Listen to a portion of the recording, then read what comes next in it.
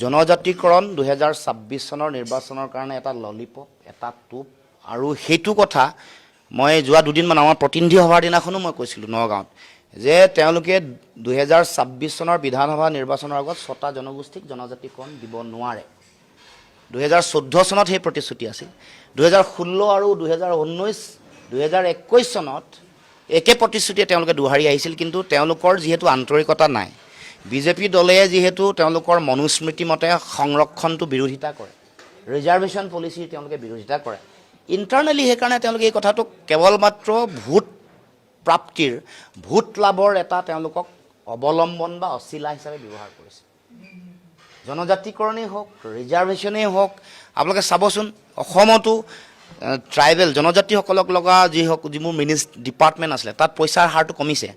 আপোনালোকে পৰিসংখ্যাটো আপোনালোকে চাব এইবোৰ কথাই প্ৰমাণ কৰে যে তেওঁলোক জনজাতিসকল যিসকলে জনজাতি বিচাৰিছে তেওঁলোকক কোনো কাৰণতে বিজেপিয়ে ভাল দৃষ্টিৰে নাচায় বা তেওঁলোকক নিদিয়ে